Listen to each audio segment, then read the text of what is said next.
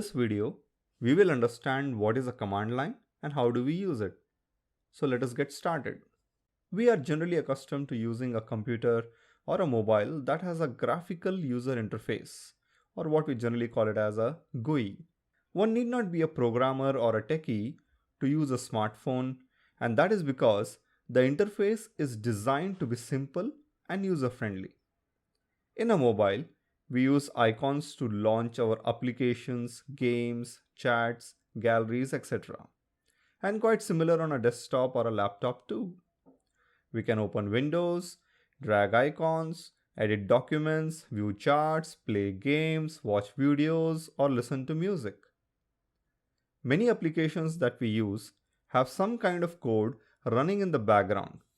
In fact, many computing units do not even need a GUI. The background code would ensure that the tasks are all done very smoothly. For example, data servers or embedded devices like traffic light systems don't need a graphical interface to be spoken to. However, we still need to interact with these systems, don't we?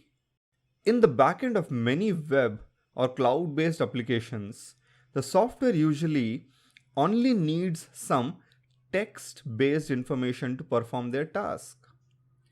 Many of these codes run on a server in a data center situated somewhere in the globe, maybe even inserted deep into an ocean without a monitor or a screen. So, the GUI is actually not needed here. Then how do we interact with these systems? The command line makes this task quite easy. It comes with a minimal overhead, unlike graphical based systems which are quite bulky. The command line is a text-based interface using which we give commands to our system to perform certain activities for us. Windows and Mac have their own command line interpreters. In Linux, this command line interface is called as a shell. When Unix as an operating system came into being in early 70s, the only way we could interact with it was the command line. Or I'll start using the term shell. As the world of Unix and Linux evolved, the shell environments evolved too. On this day, we have hundreds and thousands of shells in various flavors of the operating systems. Some of the popular shells are Korn shell or KSH, C shell or its advanced version TCSH, Z shell or ZSH, a friendly interactive shell called as fish. But by far, the most widely used shell is born again shell, usually called as bash. Bash is a de facto shell in most of the popular Linux distributions.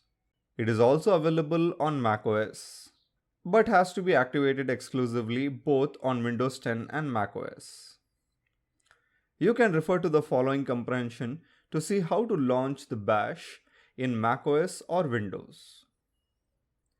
Let us launch this shell on our Ubuntu system and begin our command line journey with bash.